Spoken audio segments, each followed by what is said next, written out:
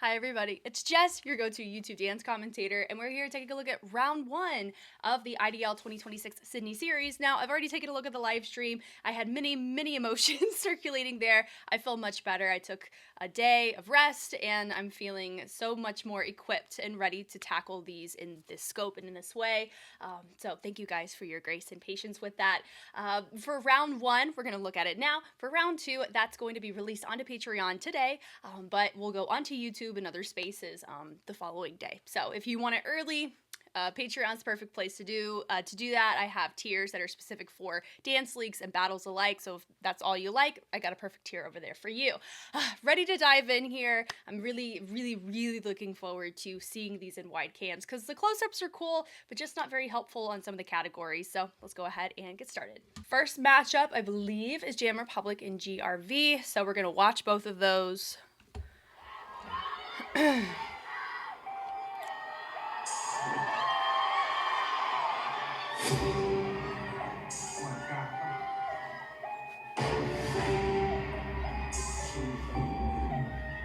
One time, house, yeah, one time,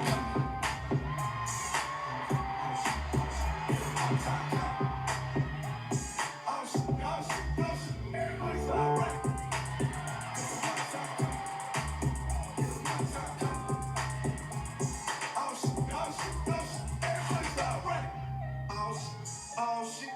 Y'all more black with some flow shit. Y'all stay strapped, stay cold shit. Young ain't tryna see coffee. One time down behind me, we all sick. Hurry up, put the gun in the stairs, calm your ass. Put your hands up, you know how the law get. One time coming out of rock from them. They might put a gun on them. One time coming out of rock from them. They might put a gun on them. So my daughter, daddy, know you when I leave the crib. Can't take the money with you, so I ice on my wrist. Dog ass people when I'm eating out, you feel make that damn you win. So one time come. Yeah, one time come. Everybody's all right. Cause the one time come. Yeah, the one time come. Everybody's all right. Put the force gun. Get away. Put them mic dance. Get paid. Like, it's time to take away, young wave. And like pop, what a better day. Young. On my own shit, I used to slay my get rich and high. Black man. They don't wanna sell it records, only wanna sell it track, man. But now we've been nasty, me and Rachel's both, so we clashing. I don't want top. Everybody's all right. Everybody's all right.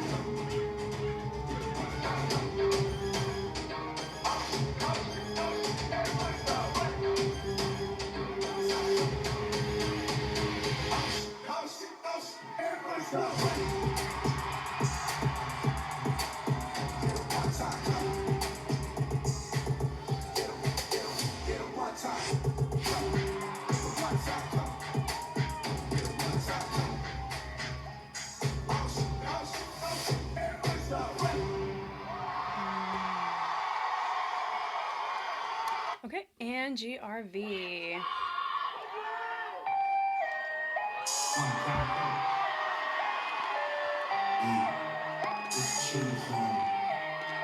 One time come. Oh shit, one time come. Oh shit, everybody's all right. Cause the one time come. Oh shit, everybody's all right. Oh shit, y'all more black with some flow shit. Y'all stay strapped, stay cold shit. Young ain't tryna see coffee. Oh shit. One time down behind me, we all sick. Hurry up, put the gun in the stairs, count your ass. Put your hands up, you know how the law get. One time coming out of rock from them. Cause they might pull a gun on them. One time coming out of rock from them. Cause they might pull a gun on them. So my daughter, daddy, love you when I leave the crib. Can't take the money with you, so I ice on my wrist. Dog ass, when I'm eating out in the field, make that rib, you miss. On the one time.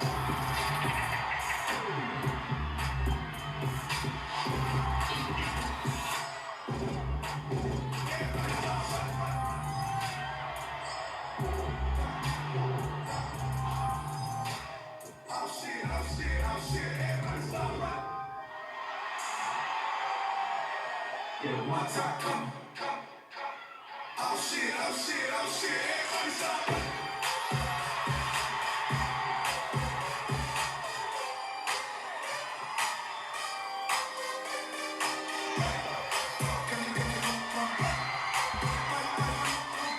One time coming out of rock from a rap, cause they might. One time coming out of rock from a they might. One time coming out of rock from oh shit, oh shit, oh shit, everybody stop.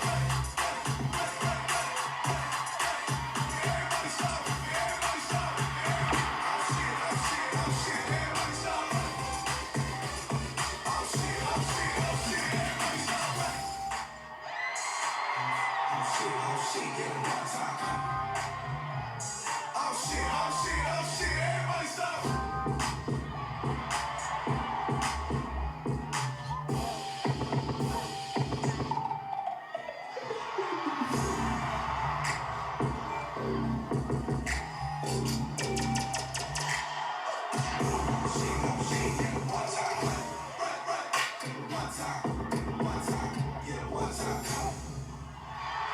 Okay.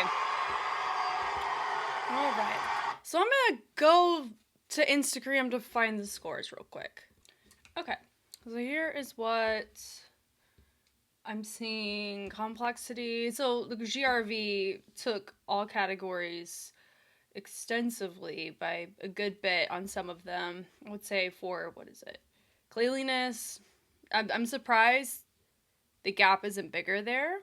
But also, when it comes to the scoring scope, it is going to be a little different for every series because you have a different panel.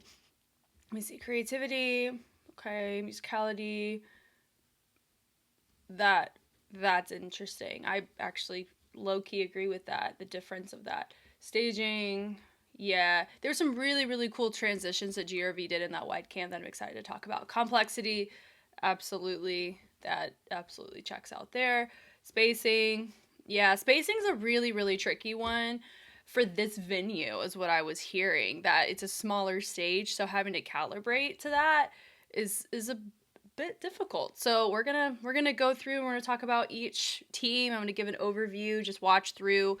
If you are an individual who is in a leadership position with any of these teams and you want more personalized feedback to particular categories, just reach out. Let me know, and I will do my best to help.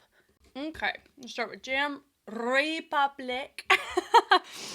Happy I get to say that. It's a fun way to do that. Now, there are a lot of people who had mentioned that Jam failed to meet expectations. I'm going to say this. You'll probably hear me say this pretty often. It is not a team's job to match your expectations. In that equates to whether or not they deserve to win. I have to be very clear with that. You're going to hear me say that probably for every single matchup because this is going to go on TikTok and people are going to be finding whatever team they want for me to discuss about it. It is not Jam Republic's responsibility to be so exciting and great and amazing every time to where, oh, the fans really liked them, so obviously they're going to score well. That's not how the judges judge.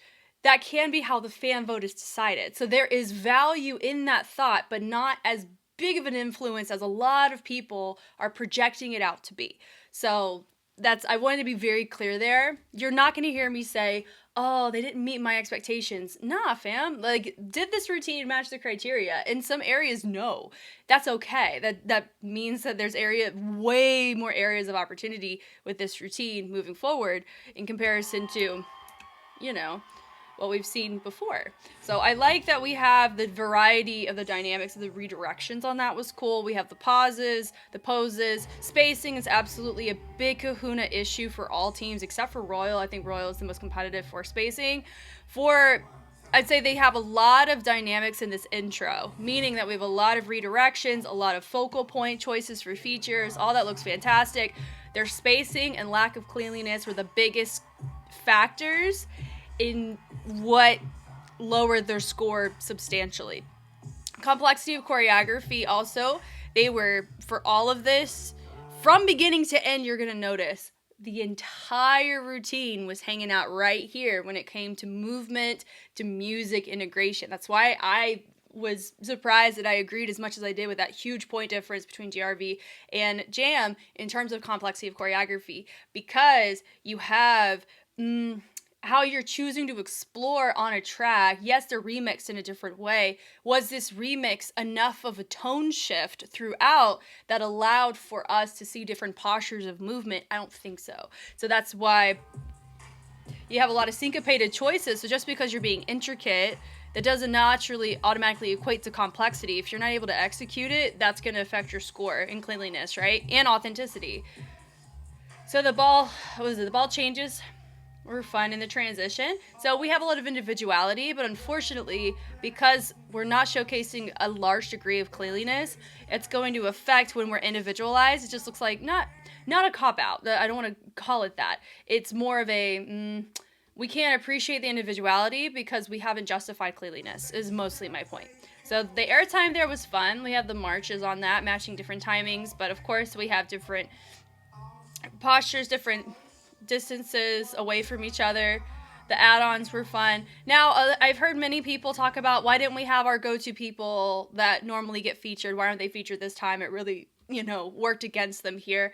I come from the lens on, and Arnell has said this in the podcast as another side note, if you're an individual who really wants to use the scores or use the criteria as a form of justification of your opinion, go watch the podcast if you haven't already with Arnell and Alec, because Arnell talks about specifically the categories that don't exist in other circuits like stylistic, athleticism, and stamina.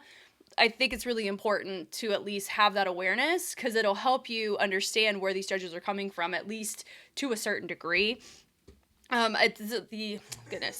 But he mentioned how you can't just be overly reliant upon certain performers, right? Like every team's going to have their go-to people who their skill sets work very well and competitive in the circuit, but they're not the only people you can rely upon in order for your team to do very well, because eventually weak links are going to start popping out. They're already been popping out, so you have to be very mindful of that. So have the hands up, the accent. It's a whole team effort, not a solo effort. So I like the accent, all that. So like our musicality choices are fun. They are unfortunately a bit predictable, which does affect your creativity. The ball changes with the knock, so we have these rebounds and we have these slides and we have a subtle basket runner run off. Not quite the most creative thing that we can see there. Press away. It does give the format of we're doing combo work.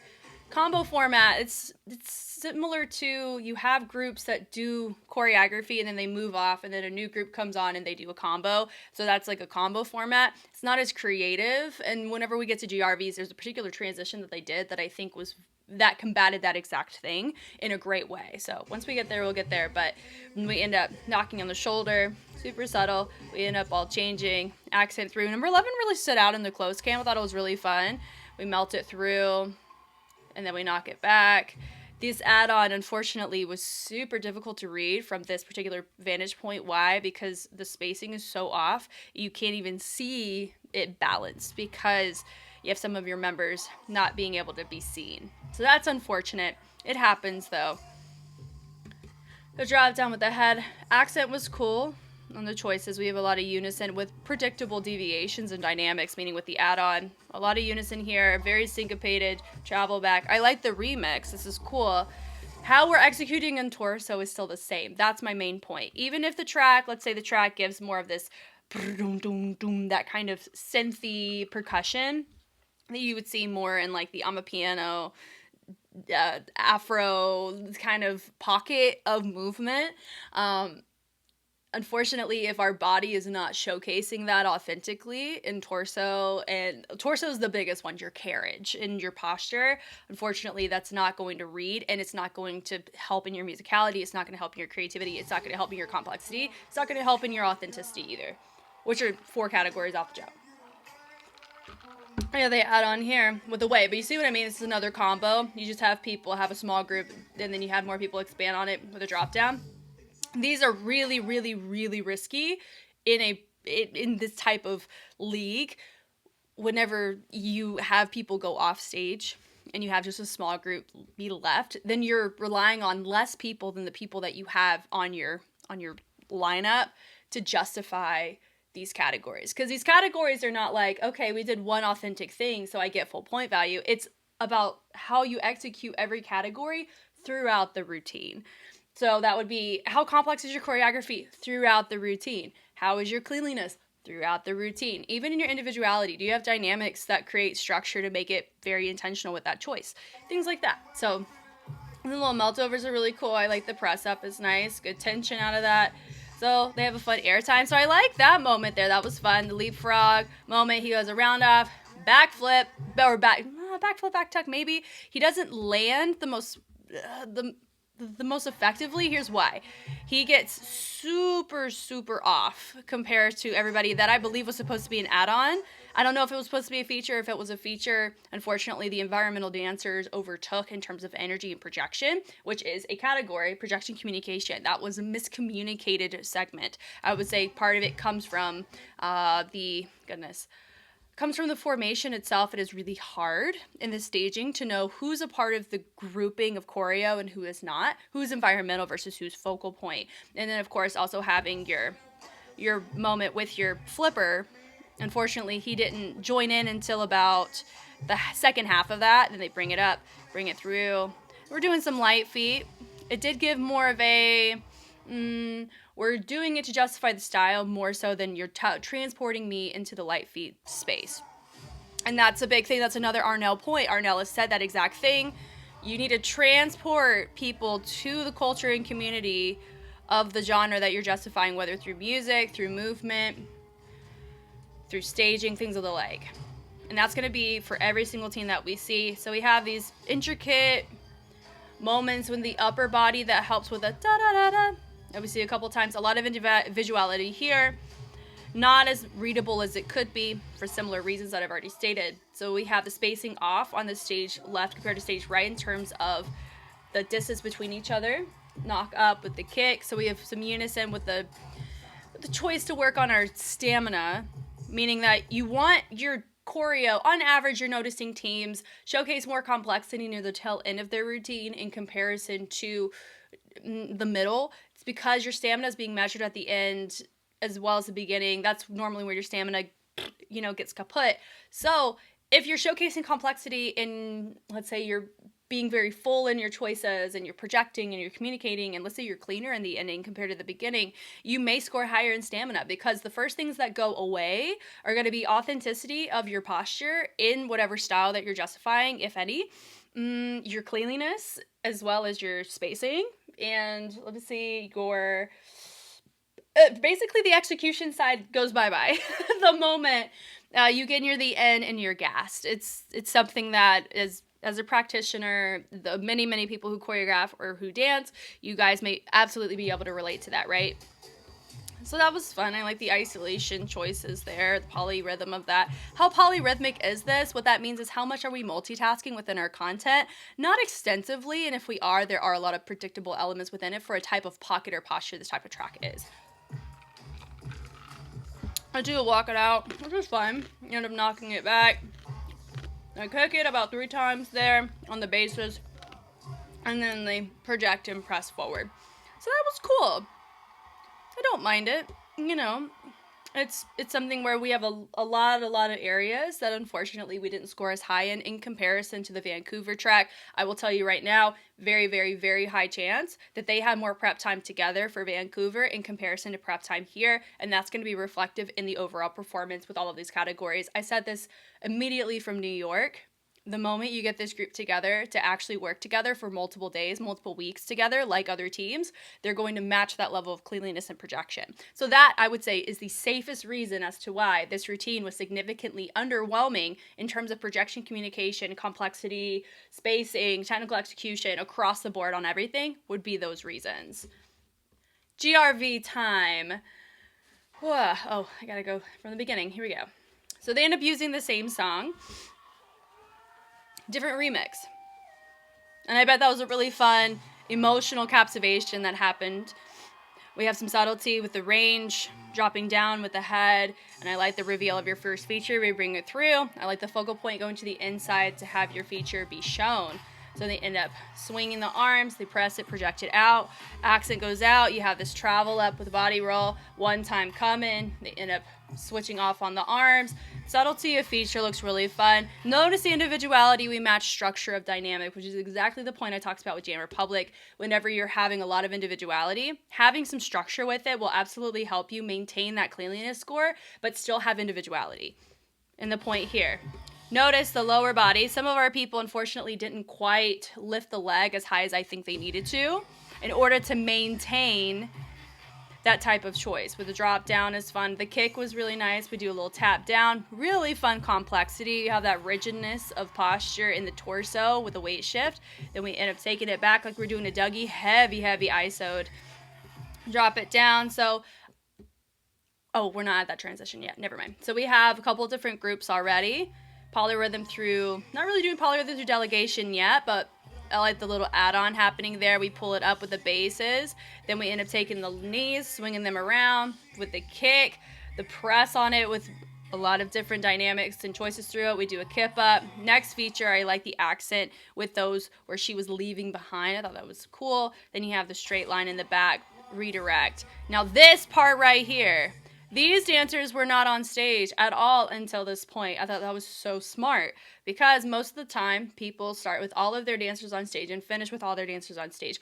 A lot of circuits and competitions require you to do that, HHI being one of them. But some competitions don't. I don't believe IDL does, or GRV wouldn't have done what they just did. I love that choice because it allowed her really fun, unpredictable transition that ended up taking place because you don't expect that, especially 45 seconds in a pro league in that kind of case, which is cool. So we do these runs, then we end up, lifting the arms back, sending it back. You have that one time coming with a rotation of the wrist. Now there was a particular category of this matchup that I actually was surprised that I agreed with to the extent in which I saw it. It was a musicality choice, which I thought was interesting, but I don't disagree with it 100%. And remember, keep in mind, there's a chance that I may score higher or lower if I were on that panel. Do I ever want to be on the panel? I don't know. I'm kind of indifferent to it, if I'm being real.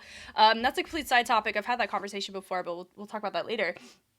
In terms of with the judging panel, some are going to score higher and some are going to score lower in certain categories because of their particular job scope. But overall, regardless of that said job scope, the scoring should still reflect in terms of the finalized lineup in who would pass or who would win or who would lose, right? Because ultimately every single judge, they ended up leaning in the same direction for every single matchup, with the exception of round 2. There were certain categories that were more competitive than others with multiple teams.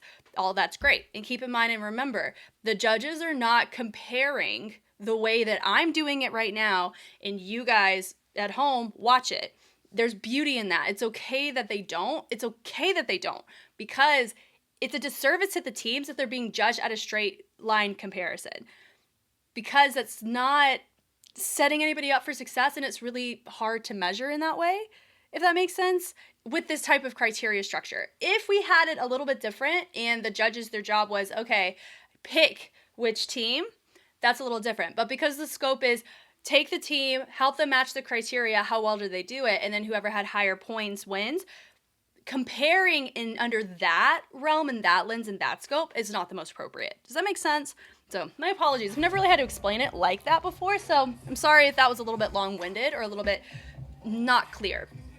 So they didn't score very high in the spacing. That checks out because some of our members near the front downstage didn't, they weren't balanced on both sides, right? But that part looked pretty decent there. It's clear, it's more readable with the break-offs between those who are environmentally contributing. I like the side flip, and then we're running off. That was cool. On the bases were nice. The shoulder isos were also really fun. And he does a little pelvic thrust accent. That reminded me of whenever Julian de Guzman on Jam Republic ended up doing a little Michael Soiree energy. It looked a little bit of a diss to that, but probably could just be the posture of the accent that we chose to do. So we isolate, all that's fun. And then we create some tension, bases down, and then we do some folds with a rotation. All that's fun and fine.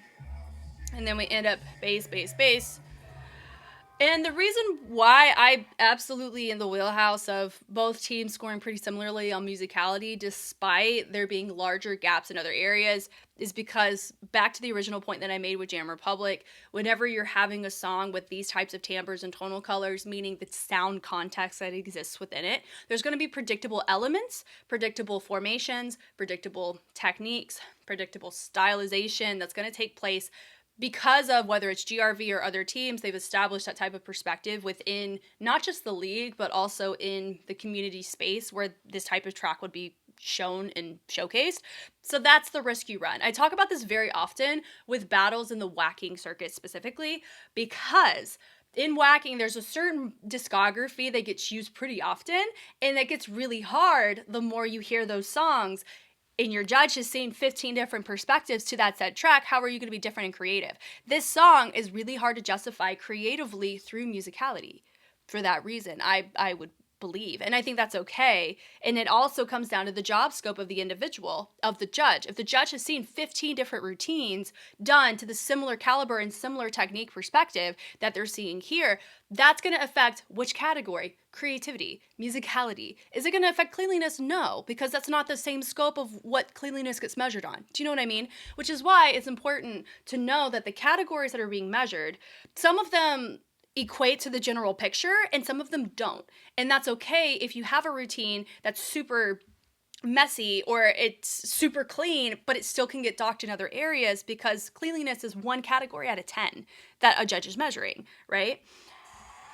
So we have the kickball change with the lift up with the speed change there. I like the wave out of that with the feature moment. And so the walking on stage, and then we end up changing up your timing and pockets. Now, I remember saying in the live stream, I was surprised that they didn't receive a deduction for the S word in this, but one of you guys reminded me that it has to deal with what gets cleared on TV is normally what your scope would be, like moderate language. That would include the F word, the S word, things like that. If it, however, gets to like the N word or certain words that are super derogatory that wouldn't fly on TV, then you would receive a deduction for it, right? So the clap on that with the toss down, the rotation through with the punch, accent, and then we end up doing, what is that, more of a swing ISO? We drop it down with a head, and then we end up doing a body roll, pressing it forward with the switch up there, and then we pop it down, and then we accent out. Some of our timings are a little bit on the simpler side, but they were able to do enough to beat Jam in that area. So they do the knee slide out of it, they do a press down. So a lot of their staging choices, I think their score checked out with that. We have more of that squatted speed change choice on the side, and also they're not facing us. So they're using psychology of the people who are facing us are the ones that we need to focus on, especially if they're making eye contact with us. So they do a rotation, a booty pop out of it, and then they travel it back. The accent of the environment was really cool to see that there. We did not see that in the wide cam, which is why the wides tell a lot of information through. And then they swing it up, they swing it out and up, and then we have the flick of the legs, and then we pop it like it's hot, right? And then you have that, oh gosh, we have more of a viral bag in this one, like that kind of move right there. Then we syncopated out of it with the hop around. And then we swing, and then that helped with having a couple people go through the formation. It was a bit hard to see them until the tail end. It happens. Then we bring it through, take the legs, we invert them. We have a couple different perspectives in how we're choosing to do that. And we end up having using that swing to help us spread that out. You have that ball change, and then we swing it around, we press it out, and then we accent through, we rotate it with a clap, then we send it through with a trace down. So we have some unison on the tail end. Then you have that doot doot doot doot doot. Use that to isolate, and then we end up doing a 3-step turn, expand the formation out further, slide it in with the knock, with a drop down. Then we end up having a lot of these traces, intricate fold-ups, which are very cool. However, you run the risk of creating a redundancy of texture or dynamic that way. So if you're choosing to go dense in this scale of complexity, The complexity is one thing, but that'll mess with your musicality because it's a predictable timbre and texture that you're integrating. And then it can also mess with your creativity because it's a content that you've already saturated our perspective on. But it can get you points in complexity. Drop it down, we rotate it, we knock it. We have the basses, a lot of unison here. I know that probably helped with stamina and projection. You have that, a lot of these remixed basses and percussion, which is cool, nothing crazy there. And I will say too, in terms of musicality with music production, this particular criteria does not judge the sound or like the song production, I don't believe. I'm looking. No. Maybe in the concept creativity side, but not the song itself is being judged. That, like, how a song is remixed can influence musicality as well, obviously, because some of the songs of Jam, some of the song remix of GRV, yeah, they're the same song, but they remix it in a different way. So that will help enhance your musicality by doing that. All in all, there's actually a section that I caught in the first watch through. I'm trying to remember where it was. Here. I'm going to play it. Because there was a basket round that I clocked. Let me see where it was. It's not there, I don't think. It was a transition with somebody going off. It wasn't that. It was like, You guys are just seeing me just kind of walk around. Let me see. Most part is focused on the small point, small group of that. It wasn't that. See, let me go pause it. I'm going to go find it. I found it. Somebody redirected when they were supposed to stay back. Watch, supposed to run off stage, then we rotate and go off. That right there. That's what I noticed. Got it. Okay, that was a very small thing, and obviously I didn't notice it in the slow, but I did notice it in the fast, which is why I found it. But all in all, with the Jam Republic GRV matchup, I thought it was one where it made sense that GRV was rewarded all 7 points. Well, the fan vote, it always goes either way, so all 6 points from the judges based on the criteria and based on the areas of opportunity that both teams have and their strengths that they contributed to the respective set. Okay, next matchup is Quick Style and 1 Million. We're going to watch through, see what these look like.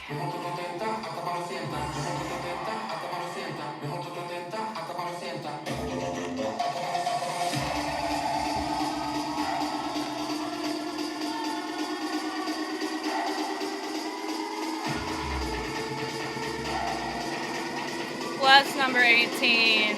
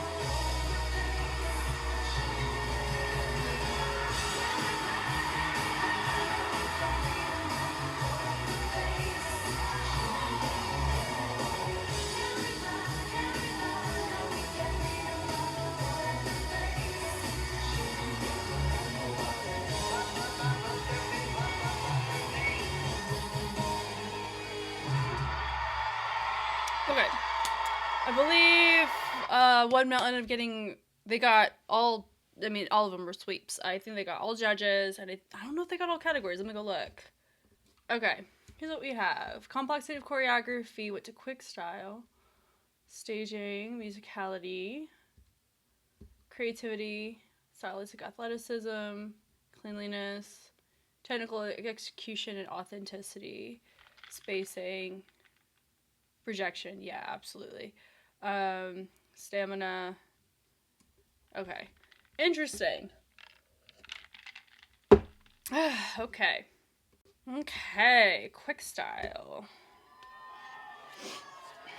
So from the beginning, I remember saying this when I saw it on the live stream, having two groups so drastically on the opposite sides. Yes, doing polyrhythm through delegation, but you are creating conflicting points of focus, which could be really difficult for us to be able to see and appreciate, because now they're speed changing on stage left, so it helps us see what's going on in stage right. But unfortunately, number 18, it just wasn't her day. Some people are probably like, what is it? Being like, how could you do that? Guys, she's human. Like, we have no idea how clean or not clean these routines were prior to coming on stage. I will tell you this right now. Pretty much every routine you're going to see on this stage, the best run is going to happen in the dance practice space, not on stage. Very rarely does the best run of a routine happen on stage. And I know Brotherhood touched on that on their podcast last episode, and I 1,000% agree.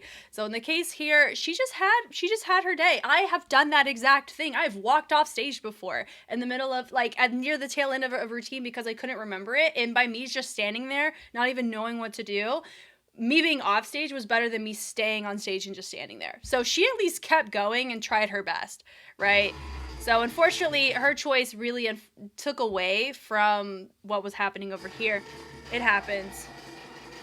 But even despite that, I want to be a sense of encouragement to her. Despite that situation happening, it still wasn't the cleanest section in general. So even if she was on the money, we would still have a similar cleanliness score.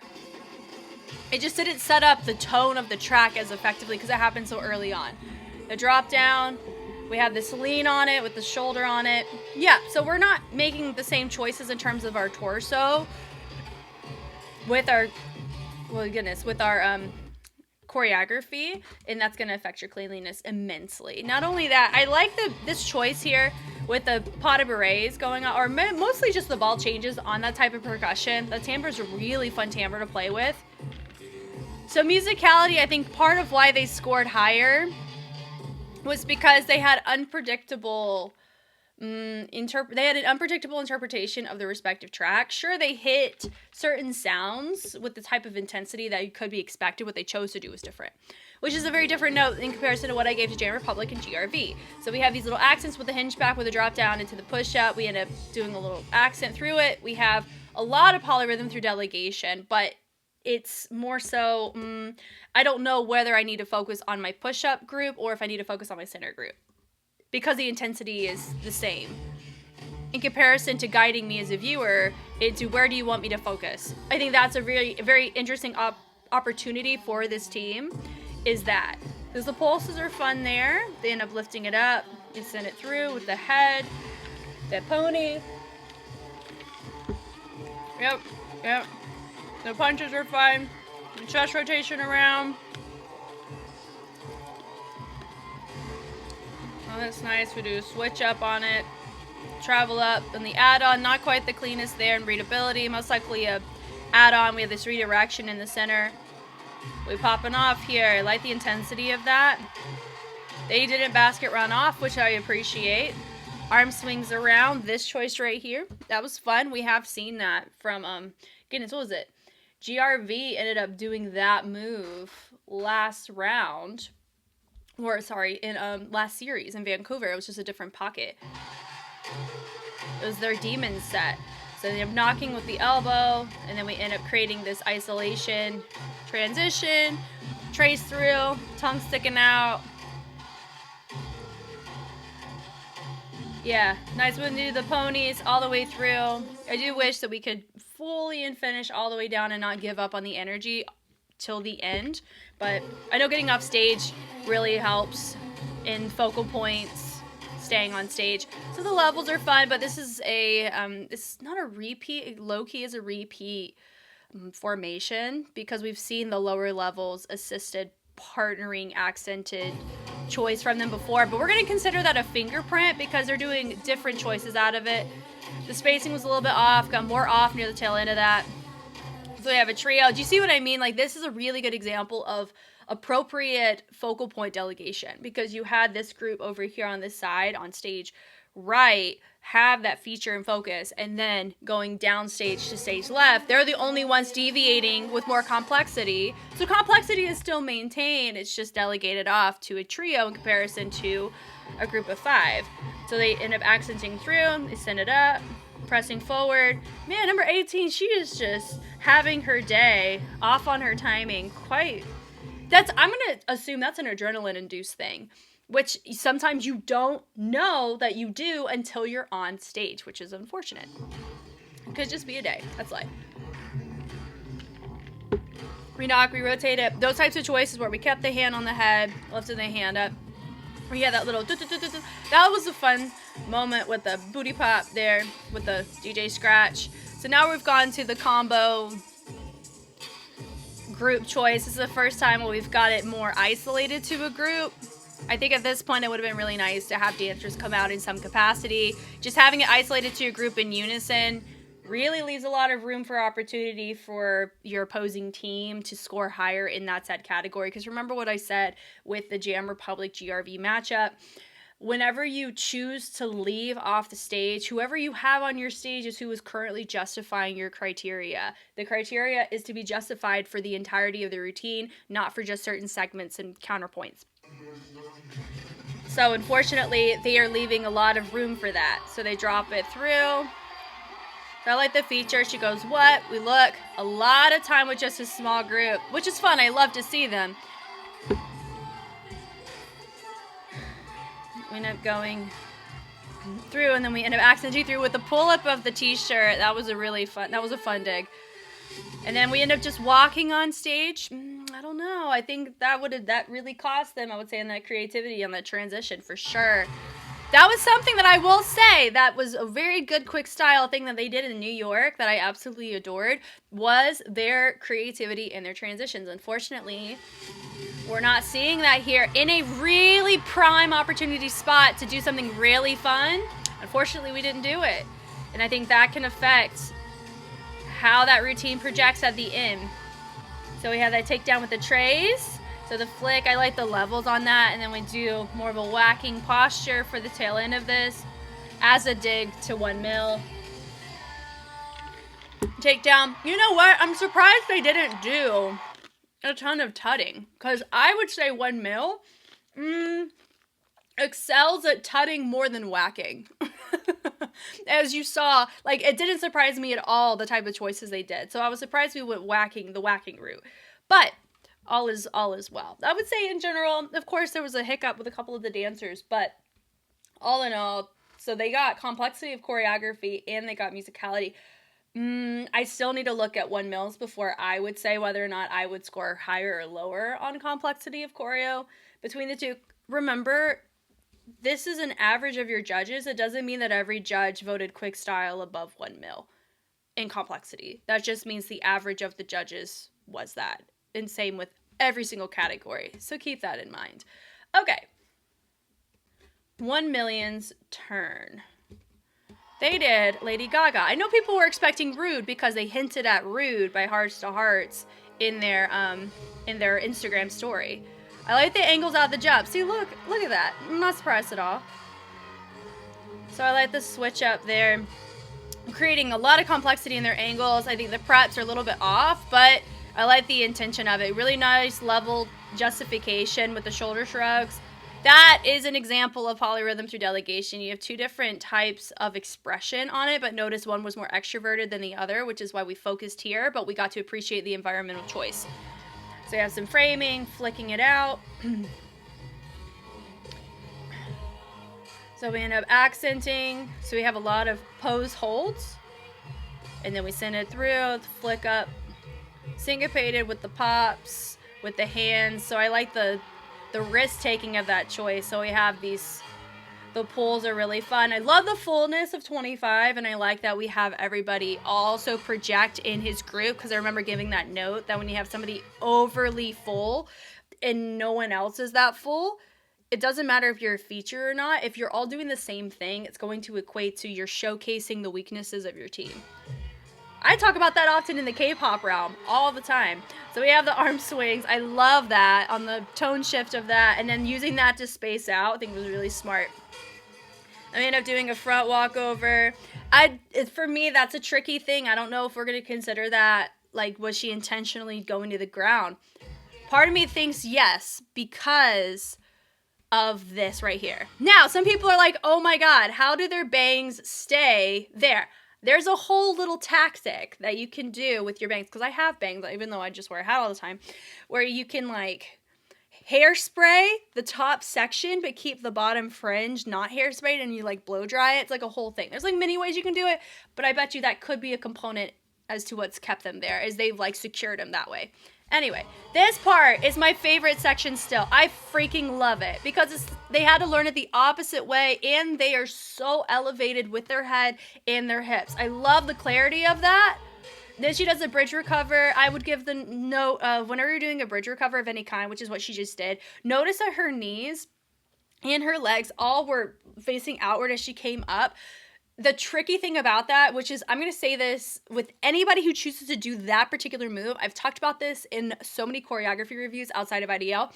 When you do a bridge recover, if you are pressing your energy this way, but your knees are this way, you are subjecting yourself to future pain by putting a lot of pressure onto the insides of your knees. So it's not helpful on your alignment, and it's not helpful in terms of where you're putting your pressure. So my recommendation to anybody who does that, including my dancer right there, I would highly recommend, the goal is to have your feet squared, so when you come up, it follows the proper track. Now, granted, notice that everybody turned out their feet. I think that was a conscious decision. For the sake of the choreography, she also has more flexibility on the right side in comparison to the left, so it ended up being lopsided as she came up. So it wasn't a symmetrical coming up. That's whatever. It's a feature moment. But my point being, and for me, I care about the safety of it. That's a safety thing. That's with anybody that I watch doing a bridge recover, that needs to be something that gets looked at, period. Now, with these here, these are assisted, so we don't have as much leverage onto the hips, so the note still stays the same. Freeze! I wanted to see this extension. So I like that we have the leg extension. Some of our dancers got our leg up. Some of us are leaning our bodies over. That's going to affect range and torso. I don't mind this choice with the head connecting, but I think it's fun. They ended up matching or adjusting the range to where we can actually get it to land on the downbeat, so that was fun. I love the hair going everywhere. That's great. You have that poker face, then we're being playful with our face, then it goes like nobody. I can see now, looking for complexity of choreography, I absolutely think their technical execution, I mean, everyone's points were low for that, but it makes sense though, especially when we get to the Vogue section. The fact that their complexity, choreography, and musicality was off because they're going on safe pockets. What I mean by that is they're very full and they project, which they got rewarded for, but they're not showcasing complexity through that projection. They're sacrificing complexity. The complexity that we saw was in the tutting. That's why I liked it, right? Was that it was syncopated and it had really fun musicality moments, but a lot of their choices, like what we're seeing here, is not complex. Complex not in the sense of doing the thing. That's what stylistic athleticism is. That's not what complexity choreography is. It's the difficulty in which you are multitasking or creating polyrhythmic intention with your choices. Weight changes, varied intricate movement, isolations, tempo changes throughout the routine. They do it in isolated moments, but not in general formation, like in the whole dance. The kick out is cool. So yeah, they can get the stylistic athleticism, which they did, but notice that we're replicating basic pockets of timing. Now, this is a huge note I'm giving. There could have been 15,000 other ways we could have transitioned into this quick style dig. And I'm going to also reiterate, their freestyle, like this dig, what is it? So we end up, ninja running away. This was cool, but it wasn't surprised by it at all. because we saw them basket run on stage. Yes, you can equate it to the color of the fits, sure. However, that is a part of your staging. That is a part of your creativity and concept. This dig, technically the IDL judges do not have to use that to justify creativity because this is not in reference to the IDL circuit. I have talked to Arnell about this because remember the GRV Brotherhood matchup with Vancouver. A lot of people were, I was also curious, do the digs that Brotherhood made specifically to the get out of your mindset with John Ha, the 2010 Body Rock, a dig towards GRV, was that equating or counting towards creativity? No, because it's not pertaining to IDL, and the judges are not obligated to know about everything that exists under the sun with the teams. It's not possible. You don't know everything about the teams, just like I don't know everything about the teams. That's okay. So in the reference here, this is more so for communication, projection, and most likely for the fan vote, right? That makes sense. And also it's a fun way to transition and tone shift into a different, section of the dance, which is fine. I personally was not a fan of how we transitioned on into it. I do think there were many other ways we could have creatively done that besides just a basket run to hide. I do think if they were wearing the same outfits, like same pants, it could have been a little bit easier to hide, but this really big red moment, I think really cost them, unfortunately. Because that transition wasn't helpful. So they bow it down. So we have a Straw Hats dig. Now, I did not know that Quick Style was Straw Hats until this, which I thought was interesting. I recognize Straw Hats. I've seen Straw Hats. I grew up watching it. Did not know that was actually Quick Style. So that's kind of cool. But I like that they use that for the popping integration. But here, so we have the switch off. Timing could absolutely improve. So we drop it low. So the switch on this, notice it's not basic, but it's simple. Simple doesn't mean easy, but simple is simple. Simple does not mean complex in terms of how we're choosing to get everybody transitioned, right? And then we end up having this little bobble reverby choice. So I like the Cobra choice happening there in center. And then we have others go in and we do a slap into a catwalk. So this catwalk, I would say the level needs to be lower. The hips, it's about the hips, not the hands. So the switch off too is cool. I love the little drop there from Hadimu there. I will say one person does not equate to authenticity. I made the exact same note with GRV with whoever did the dip off of the aura farming, right? I like the poses and the holds on that. That's a great transition. And then we accent through, drop it through. And then we're about to see some duck walks in the back. And then we have our dips. And then we do our rotation around. There's your duck walk here. I do think our duck walk, I may extend the same note to the duck walk here. It's not about the arms. It's about the level. And it's about the placement with your transition. You have a figure eight there. They kick it. We rotate it with a drop. Okay, cool. Now, keep in mind, too, if you're like, Jess, what do you know about Vogue? I know a good bit now, especially because of Gravity Jacob. So go be curious. I bet you $1.50 that Gravity is probably going to be looking at that section. I haven't reached out to him about this one specifically, but I did about GRV's last set. So, and we've done collaborations together, too. So a lot of my Vogue knowledge, most of my Vogue knowledge comes from Gravity Jacobs.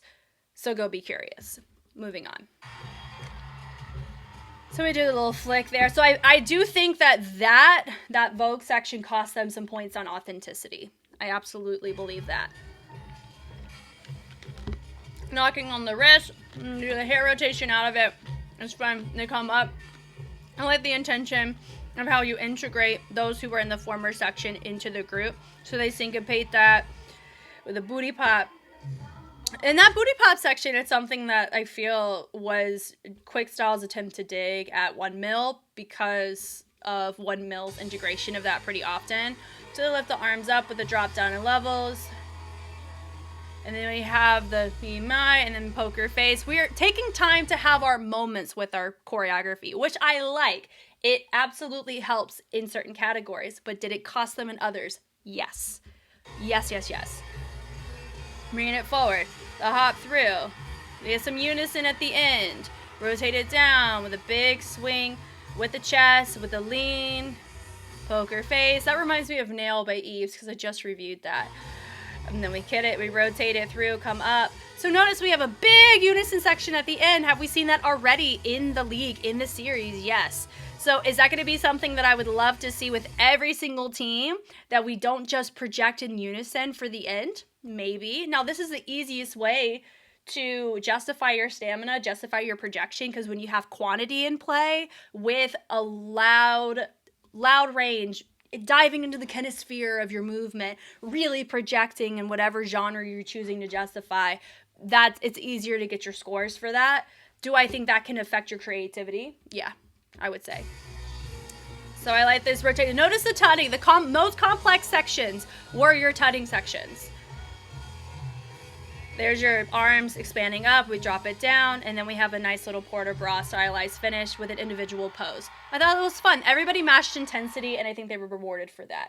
Absolutely. So the fact, like, seeing now, after reviewing and actually going through the fine-tooth comb, I mean, as fine-tooth as I feel like doing for IDL, it makes sense how Quick Style ended up getting the complexity of choreography, because the intensity of our music, they matched it, but they didn't match it through complexity. They matched it through projection. And I think that was something that was a tricky thing they ended up doing. Yes, they got rewarded for staging, as they should. I thought that was really nice. There was only one really big hiccup that, you know, I talked about, but I really loved the tutting sections. If One Mill's going to do anything, I really hope they dive into that so much more, because they're so good at it. Goodness gracious. Okay, Royal Family versus Brotherhood. I knew I got very emotional when I watched it in the live stream, but I know I have a job to do, which is to look at these from the lens of a criteria score sheet. So that's what we're going to do.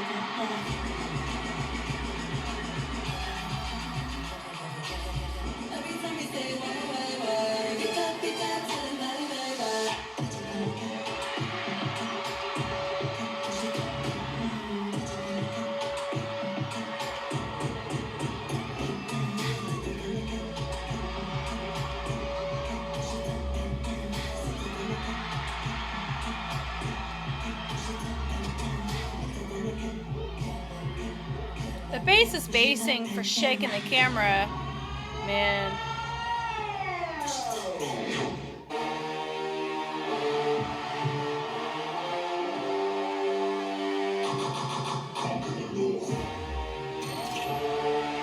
Shout out to Lightsaber for the crump choreography.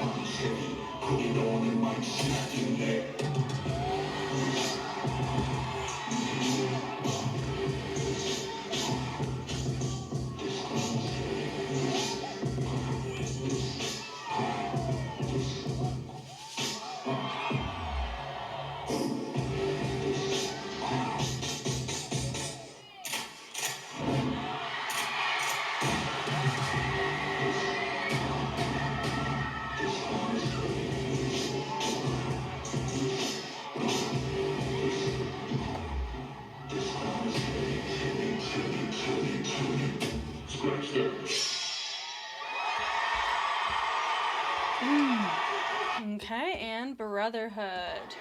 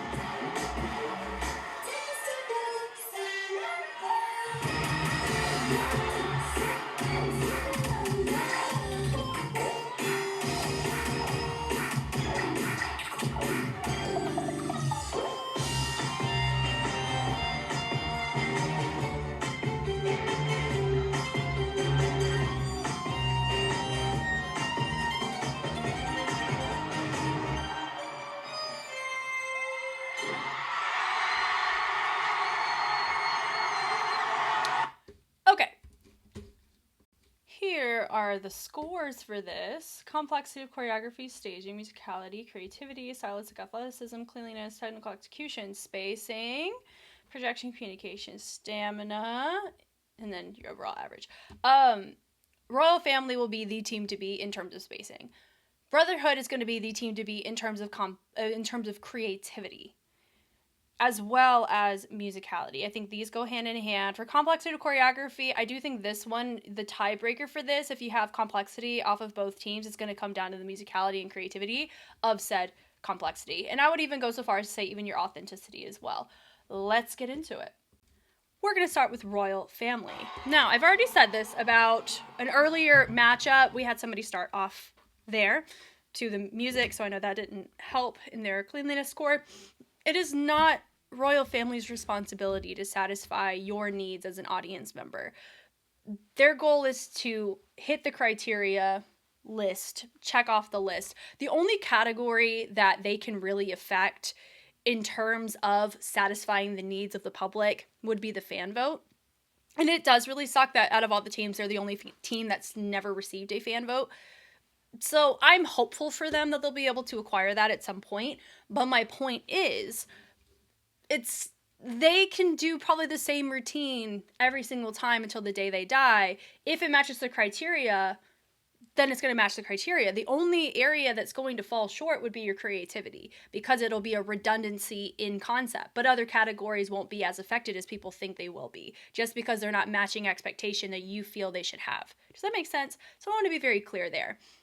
So from the jump, I like the levels here with the accent on it, with the first feature. And then we end up having this hinge redirection I thought was really cool. Their spacing is so competitive. It is very, very captivating. I've said it from the jump. They're going to be known for their spacing, and that's exactly what you see here.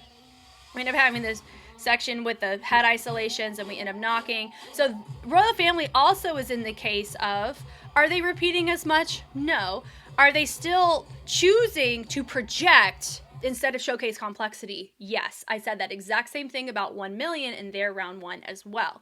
When you have tracks like this, I love that. We're going to talk about that real quick. When you have tracks like what Royal Family chooses to bring in this first round, when it's very full and saturated, how are you going to justify that? Sometimes certain sounds, timbres, tonal colors, meaning sound context, your instrumentation, how you're hearing the sound, it doesn't call for intricacy. It calls for projection in order to saturate the sound, whether through quantity or through range. So in the context here, most of their music does equate to that. And also when you look at the kind of styles that they're choosing to do, the repetition at times can come across more authentic. However, whenever you're dealing with it with a choreographic competition standard, that's the risk you run. If you choose to go more authentic and repeat, then you run the risk of not being rewarded in other categories. Does that make sense? So I like the press down with the slide redirection. That is sick. That was really cool. I like the knock knock with the elbow. We push it forward. I like the arms on that. I like the shoulder shrugs too. And they knock it back. I like the switch off there. They end up marching. I'd say some of our members ended up going back versus off. So she's going off to match there. So we end up sending it back. And then we have a switch off on the hips. We hinge it back with the bridge. And then I like the pull downs on that. And then we have subtle heads there, pulling it forward, clapping it, traveling up. And then here, their spacing's pretty decent going off stage. And we have others join in. Goodness. So we end up sending it through, swimming it up. And then we end up doing a dab, cross it up with the crown, little brush, and then we end up clapping it. Now, the digs that Royal Family chose to do in this particular routine were digs that were more conceptual in terms of actual attacking the movement structure of Brotherhood. And we're going to talk about why Brotherhood ended up scoring some of their categories, and their creativity really helped them in terms of their content when we get to them. But that, I would say, is going to be a really tricky thing when people go up against them, is that reason. But talking about here, with Royal, they're very Royal coded, meaning projection. Their spacing, the accents, how they choose to syncopate, which is probably why their musicality score wasn't as high in the competitive range to overtake Brotherhood, was because regardless of the complexity of choreography, they're going on predictable sounds within the respective track with the types of content and movement that they are doing, right? Musicality and creativity do go hand in hand to a degree for that reason, because musicality is a connection between movement and music. They have that connection, but it's their creative edge to it that makes it stand out, that helps enhance other categories. It depends on the section, right? So you end up knocking in with the elbows, they pull it through, and they end up doing a little cheer pose, which was cute. You have that, the overheads here. I also think it didn't work in Royal Family's favor for them going first compared to second. I'm not talking about the judging side, I'm talking about the fan side, right? The communication side. I think there was a very interesting thing there, right? So I do think their whacking was not as clean here. I liked it. It does have more of an average execution to it. So we're going to call it that as well. Because it's not just about one person. It's about the whole group as a collective. Knocking, I know what they cited that from. Brotherhood released a short that talks about what is the most Brotherhood move. Or what is Scott's most used move. And it was that. So I wonder if they took it from that. I do think spacing's just a smidgen off there, but they ended up doing that to consolidate the formation or to get it framed over there. That was interesting transition happening with that back group. Drop it down to the levels. There's your crown with the knock on it, and they go ha ha ha ha ha ha ha ha ha ha. Next section, so the guys are there, and they end up having it switch there. She goes knock with the head, and I like the tension there with the lift up. And they end up taking the hip, sending it around. Basket run! No! Why are we... No! Royal Family, we know better. Oh, no. That's a note on your transitions right there. But we're going to move on from that. But we don't need to be doing those. Arnella said it in his podcast with Alec, which I've already plugged once. Please go watch that, especially if you care about the criteria at all. You gotta watch that and understand full context. Arnell said on record, doing a basket run, choreo run, whatever, this move right here, he says in the pro league, that is something that we don't need to be doing, because that is a sacrifice of creativity and transition. That is a point blank example of that, right? We can see it. I saw it, right? I'm shocked that I didn't see it in the full run. I think it was because this is a very captivating element. So that's a big note we're going to give there. Okay. So this right here, some people I believe said that they were, They were channeling their inner Paris, which makes sense. This gives 2012 energy to me, HHI side, and then also the RF logo, like the coloring of it reminds me of the Brotherhood BRV dig that they did. And then we do the little knock knock, but BRV, that happened against GRV. So, but I even cited that BRV, that read more to me of a Royal Family dig than a GRV dig, but I got the incentive of it. So I like the trace down. Now we have hats galore. They have the little accent through. So yeah, a huge blueprint compilation. HHI Royal Family blueprint of their early mega cruise. Because of the hat usage, that usage there, this energy here. And of course you have Kyra on the choreography as well. So I like the knock on that with the partnering moment with the trace across. And then they end up taking, I like the transition a little bit off with some of our choices in cleanliness. The ball changes. We end up repeating and then we syncopate with the shoulder shrugs and the hips. and then we end up knocking. So she becomes a natural feature. Why? She's the only one not wearing a hat. She's also the only female on stage. We ended up having a switch, and then we end up knocking, and we have more dancers coming in. She's still the feature. My goodness, the risk taking. That is wild work. That is grown and a half. So then we have the energy nice and smooth and projected. I like the lower level transition across from it is really nice. And then we come back up, high, low, and then we have our features come up, and then we go, and then I believe we're about to start going into the lightsaber crump section. And fun fact, Lightsaber was the choreographer for the crumpography here. The very first haka anything I ever learned was from Lightsaber. So it's really cool. I sent him a message when I saw that people were tagging him in this, and I think he also did IDCOs too, which there's a certain section here that I'm going to be bringing up IDCO on as an example that I've seen live of something that I'm going to touch on here. So we have the head down, and we have the head knock on it too, and we reset it forward. So I like the stylized hands. You have your feature on the side, and we knock it, we reset. Now what's interesting is we had some people stand up and some people hop to the next place. I think clarifying which one you would want to go with. I know we needed to do that to help with spacing, which it did help with spacing, but having some clarity in your dynamic as you reset it up, and then having the transition, I think would have been more beneficial for this section, because that was a pretty muddled transition. We knock it back, accent it down, and then you have your feature moment with the levels on that. You have the crown, I like the chest on it. You have your levels. We end up kicking it, dropping it down. We knock it. The press down is cool. With your elbows, we drop it, and then we have the jersey over the knee, which was cool. We have some syncopation going on. And then we end up, I think that's called a whoa, right? With your jabs, knock it back.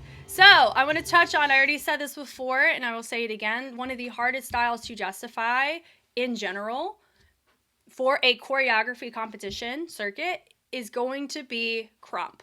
The reason why, I would say, and Lightsaber, absolutely correct me if I'm wrong here, because crump is so raw, and part of the charm of it is the individuality of the rawness and the realness of it, creating a structure is really, really difficult to do unless you have like 20 lightsabers on stage, right? It's a weird sentence to say, but my point being, very few examples that I could give of crews using crump to have an authentic presentation as a collective. You can have soloists and you can have small groups, but everybody as a whole is really, really tricky. Even with the solos and small groups, you end up sacrificing in certain areas, and you don't score as high because you only have one person doing it versus a lot of people doing it, right? And that's just across the board. Now, in the case here, I know there's haka. And haka, if you look and you compare between haka and crump, there's some really interesting similarities. They are not the same. So I'm not saying that. Go be curious about this. But there's a certain charm to the beauty of it. But there is a unified front of haka, and there's a different cultural presence there in comparison to crump. But crump, with the jabs and the arm swings and the tension that can be built up as a result, it really helps with projection, which is what you end up seeing. But it really makes it hard on technical execution and authenticity whenever you have people who don't practice crump regularly. That's my main point. And that is with any team that you watch. And they send it around. We have the levels, and we end up doing hat tricks on that, which is a component that you see pretty often. So we lift it up. Now, let's talk about this. She caught it, but she didn't catch it at the point in which she needed to catch it. Did it work on the music? It technically worked on a part of the music, but not on the part that she needed to do it. And it wasn't, unfortunately, it wasn't a complex hat trick besides just throwing it, to where by her missing, the risk to reward really affected this. Also, this is when IDCO comes into play. I have not seen their community division stuff. I'm going to take you back to 2022. HHI. I don't know if they were JV Mega or if they were Mega Crew. IDCO. I remember when I was there, because I had a shadow judge there, their prelims to semis to finals performances. I'm going to speed run this because this really matters to this point here. Lightsaber, I don't even know. Did you choreograph that set? Because that's where I met you, was at that event. So I don't know. But basically, IDCO, they had a crump section, and they had a really cool hat trick that they did that was risky. At prelims, they nailed it, and it absolutely reflected in their score on projection. Semis, they dropped the hat. and that really affected their score. Dropped them, still got them in the finals. But what ended up happening is in finals, they played a safe route to ensure that the hat trick would work. So that ended up costing them some points because of the risk taking wasn't the same as what was happening in prelims. So they were rewarded for the risk taking at prelims. They were not rewarded in the same way because it was a different risk management. Here's my point. The placement in which the mistake happened also matters. There's been case studies done in terms of whenever you have when somebody makes a mistake, or when a mistake happens at the beginning of a routine in comparison to the end of a routine, how does that affect your projection? When you're building communication and projection as much as this set was, the moment a mistake happens, you feel the drop of the performance way more. That's exactly what happened at IDCO, and that affected that score specifically. Now, in the case here, this happened near the end of the set, which is why it contributed, unfortunately, in that way, to where the projection was a little bit lost. But they got it on stamina, right? So that's kind of my point. If they did the crumb section in the beginning, or they made that mistake in the beginning, there's a chance that some components of their scoring could be affected in either a positive or negative way. It just depends, right? All in all, do I think that this one thing affected everything? No, I don't. Do I think it affected some categories? Yes. So I wanted to be very clear there, and I wanted to use an example like IDCO because I've seen it live, and I've judged it. I mean, my score didn't count, but I still had to judge it and justify it, and that's how I justified it. So we end up accenting out, so we have different levels, and then we have your Brotherhood shirt there, and then we end up accenting, which I think is cool. Point forward is cool. You have your arm swings. You have your jabs. So we have we're attempting a unified crump segment. You're seeing a lot of different variants of the same choreo where you have your ranges different. A lot of times, like an example, if you're like, well, Jess, is there an example of a choreography where you have a team do crump in choreography, right, at a competition that is justifiable? Watch Prime Kings, and I would watch Full Cast Razors. Full Cast Razors from D-League is a crump team, and they are a prime example of a team that I would use because they have to do synchro sections, meaning they have to have a section in their set that is measured of how clean and unison it is, right? That's my example I will give. In the case here, unfortunately,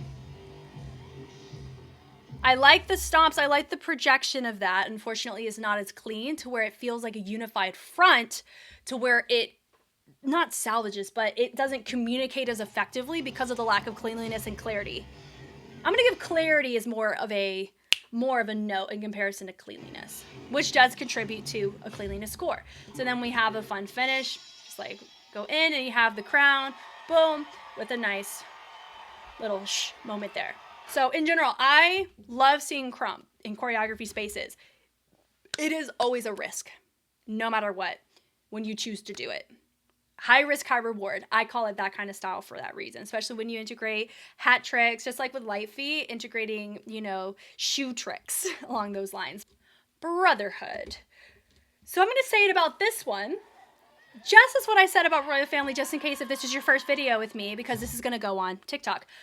It is not Brotherhood's responsibility to present a routine that is going to make you feel good, warm, and fuzzy on the inside all the time, nor is it their responsibility to match your expectations as an audience member. The only category that should be affected by that, if that matters, which it does to a degree, but not on the judging criteria, is the fan vote.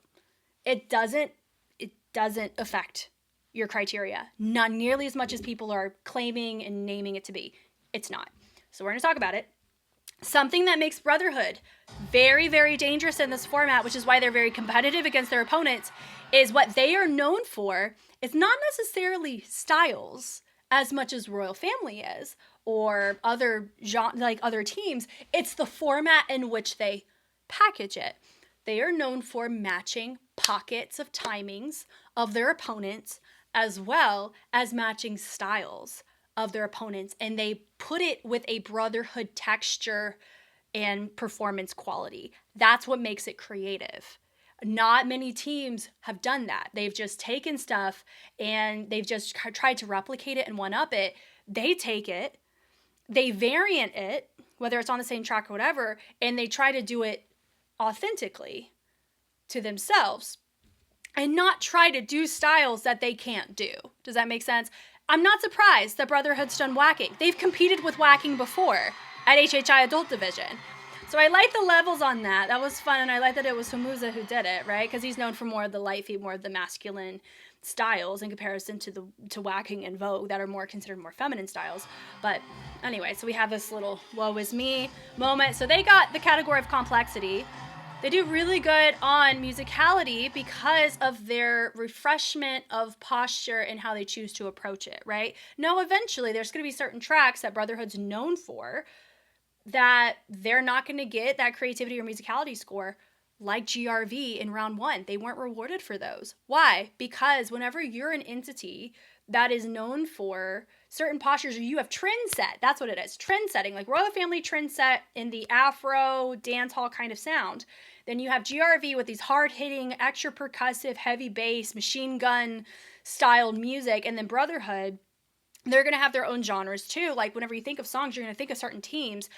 When you saturate the market or you saturate the choreo scene that way, then that's going to work against you in creativity and complexity and in musicality, because it will come across as redundant if you don't variant it, which is why, even though Royal Family's going through it right now, that's going to be in Brotherhood's future if they're not mindful of it. So far, they are being mindful of it, which I appreciate, because you're seeing here. So I have the switch off there, and you have the hips with the knee on that, with the steps, that dangerous with the gun, and going into a little MJ isolated flare, isolated with the finger. There you have the arm sway down.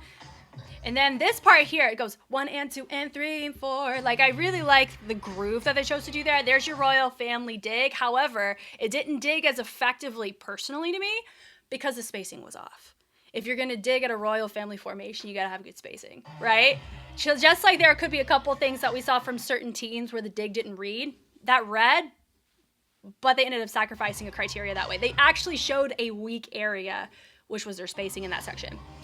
So they end up taking it with a nice little sway moment. You have the quick feet, and then you see Scott go off. Now, a lot of people are like, is Scott okay? I believe Scott did not put himself in this dance nearly as much, or not become a dependent member of these particular sets, because he's got a baby on the way. Carmen is due like any day now. So this was a precautionary choice to where he could still be a part of it if things were fine at home, which is what ended up happening. He flew to Australia, and he flew back 24 hours, right? Because he's got a baby, and his family is his priority over IDL in that case. So I totally understand that. So I think he's okay. I think it's mostly that. So nice and clean there on the heads. Then it ends up going into more of an Afro bag, right? Which would be a low-key kind of challenge to Royal, right? Did everybody do it well? Hamuza did it well, but not everybody. There are a few members who are not matching in terms of the range of the choices with the lower body, as well as the isolation, sometimes with the hips, as well as the choices in the upper body. So this, I would say, is the weakest style that they did. Just because you have a member do it authentically and well does not mean you're going to get rewarded all points for it. It is because you had one person in the front. There's a really high chance that he was showcasing weaknesses on some of the members and their lack of ability to do it with the kind of authenticity within their posture. Does that make sense? And that's okay to say, because that is true. So you have your spacing off over on the sides there. So we end up knocking. There's your tic-tac-toe. That was cool. And then we end up knocking there. Really fun. That was did a little leg work there, which was cool. And we end up creating some bases there, drop to the ground. Now, this was a very clean section here. So we did overhead, and then we end up bringing it through. We rotate it, and then you have the shing, shing, shing, shing slicing sound that you hear from Royal Family. End up crossing, arms come up, they press it out. They were cleaner on their whacking section in comparison to Royal Family in their whacking section. Both were good. The speed of theirs in the range checked out so well, which enhanced the complexity of it. That was cool. There we go. So I think we cut it off just a little bit, number 44 there. So that would be my note there. He ended up being a feature in this near the tail end, which is cool. A good arm, a good framing of your pose on that too. That was nice. Some of our overheads aren't complete, so that would be my note on the technique side of it. You have levels dictated to you and to the split. It looks like we cut off our choices for the sake of moving on to the next moment. So we end up going down, and then we reverse, so that was cool. Love that. And then we get drug away. I thought that was a really fun transition moment out of that. Also, something that Brotherhood is doing, where yes, they have some people that they do feature every set. There are people, new people that get featured too. And I think that really helps enhance the general, projection of the full team, because the full team is obligated to be able to, if they needed to feature, they could feature. Does that make sense? So I really appreciate that element. The drop down, that's another royal choice. The leapfrog. Notice that leapfrog, they cleared it. Range was just slightly off there. Then we go into more of a break beat, so we have more of a top rock section here. To the floor we go. Whee! I think, what is that? Is that called a Webster? Hold on. Okay, I think... No, he went backwards. That was a fun... Notice that flip. That flip right there is going to count towards the authenticity and stylization of it, and the stylistic athleticism, in comparison to just doing a round off back handspring back tuck without any context of style. The style is breaking, so flips, especially with a flip with that kind of stylization, is going to count. If you didn't know. That's why some flips with some sets will count and some won't. Think about the context in which it's being used. Arnell touched on this in his IDL judging podcast. So I like the different levels. I like the framing of that too. We rotate it around, which is cool. We prep it. So we have more of a, stylization, more syncopated choice going from the outside people. Yeah, a little bit off on range over on that stage right side. So they lift it up. And here we go. Slice it. Here we go. Some people said that he was trying to pull a little keel tootin', which I think is a fun vibe. So I like the arm swing out of it too. We knock it back. He lifts it. And then he goes into... Honestly, that was a low-key really good coupe turn. He ends up doing a double. He takes the arm, swings them up. It looks like he's on releve. I don't know because the camera's in the way, but let's see. He ends up sliding his weight a little bit more on the outside of the foot, which normally you want to try to get it on the big, in between the big toe and the index toe, like that ball of the foot section. But I would say that was very clean, which I really appreciate. It wasn't just throwing it in there. It was really nice, and I like the stylization out of it too. Very royal family in terms of the projection, right? Simplicity in order to project. That was a really good way to do that. They variant it by creating levels, right? And then they have the arms rotate around and bringing it through. They have the switch off with a little port de bras out. Good feature moment. Then we have the quick feet. Da-da-da-da-da. Arms swing it down. We pick up the leg. Is there. And we go up. Airtime. I think that was a lot of area of improvement for that airtime choice. And then we have getting the water out of your ear. I will tell you. So I covered the I want you back section. That almost put me in a freaking coma. Like, that hurt my neck so bad. So that right there, I bet probably you need to go to the chiropractor and get that squared away. You have to do that pretty often. Then this is the part that's going, challenge-based viral right now, which is cool. Taste of your lips. A very cute nuance there. So we have levels out of it too, which is cool. You're toxic. I like the toxic label on their pants. I thought that was very tasteful to the track. It's subtle. And then they go into a jaw isolation with a press down. It's not really a full-on glide. But they do like a heel toe with a press down. That's cool. And it goes under. You have the taste. So very wordplay gesture based on it.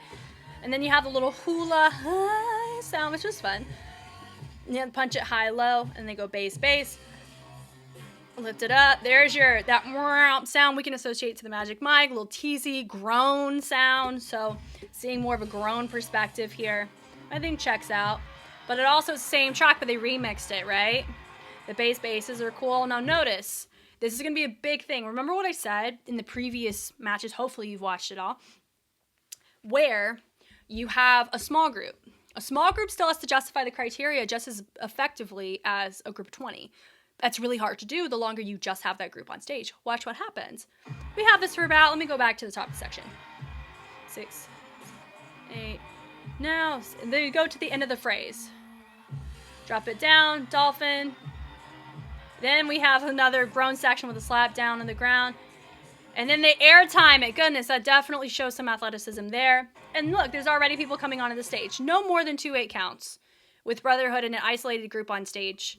In comparison to, Quick Style, they had a good section where it was a small group for a good bit. And I think that cost them some points in some areas because they didn't have quantity that helped in some of the complex choices.